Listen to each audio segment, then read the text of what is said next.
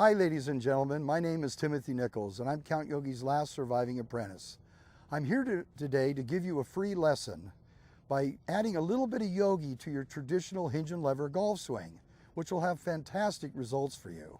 Now it's going to be different, there'll be some changes, but if you embrace the changes, and they're very simple, you're going to have the best golf shots and so much more fun than you could ever imagine. Now am I saying that Yogi's way is the only way to play? Absolutely not. But if you're still above ground in a flesh body, it is the best way.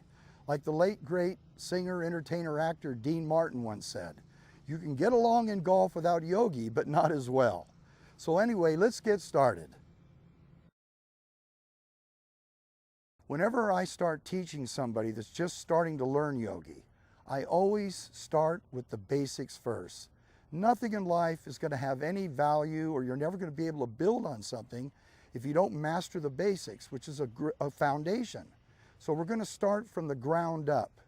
Now a lot of people start with the grip, but no, we want to start from the ground up, literally where your body first touches the earth.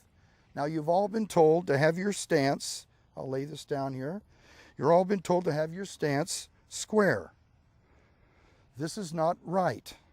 Because what it does is when your body and the inertial load wants to go to the target, this weight is resisting. It doesn't want you to flow. This is why there's so many back trouble. And if you're duck-footed with the right foot out, it's even worse. So what you want to do is you want to keep that foot straight, but if you're right-handed, turn the left foot out, toes out to about 10 o'clock. 2 o'clock if you're left-handed. But right-handed, left foot out, turned at 10 o'clock. Now, what is the right distance? Well, the right distance is, if you see the yogi finish, which most people use today, even the pros, if your back right knee is behind the front left knee with the leg straight, you're too wide. You can do that, go back and see it's too wide. If this knee is past this front knee, straight leg, and you go back, that's too narrow.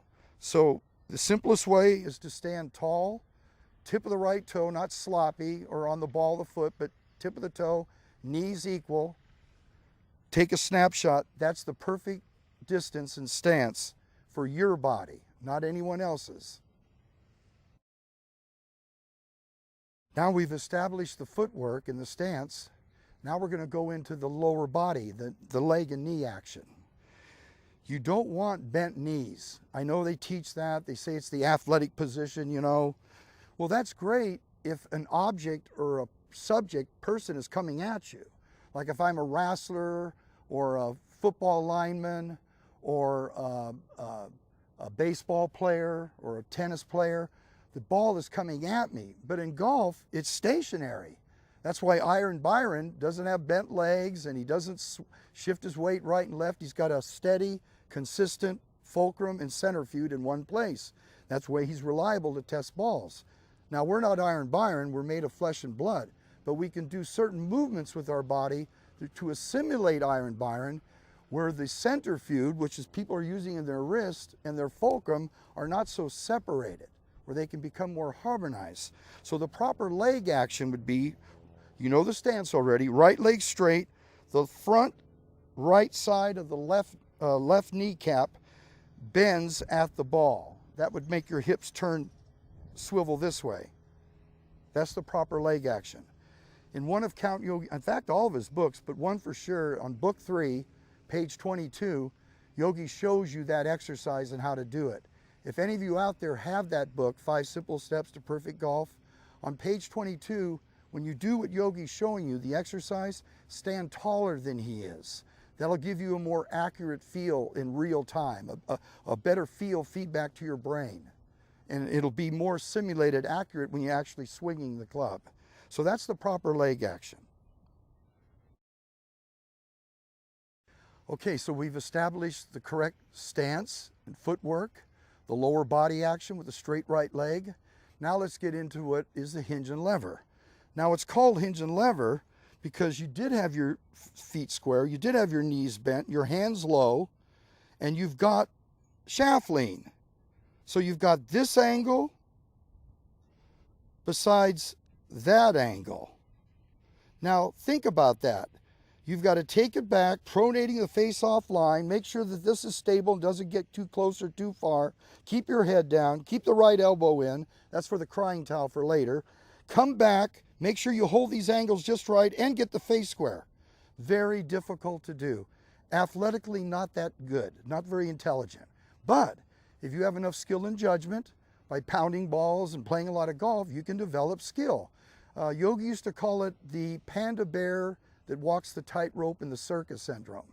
It's not natural for that bear to walk that tightrope, but he has so much skill and judgment, he can do it. He makes it look easy, but it doesn't mean it's the easiest and best way for you.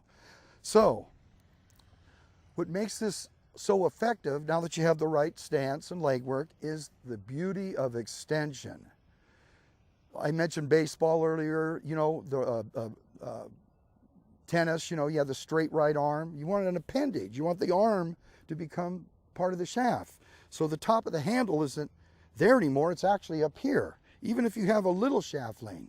So the curse in golf is the shaft lean and these angles, that angle and that angle. So when you get rid of these angles, now it's a lot easier to keep your head up, not down, because we're like horses, you know, the body follows the head. So we want to stay away from the earth at all times. So you start off tall, and when you smooth it away, you get to an appendage first with less shaft lean. I always teach no shaft lean, but there's always going to be some. But if you actually teach shaft lean, you're always going to have too much.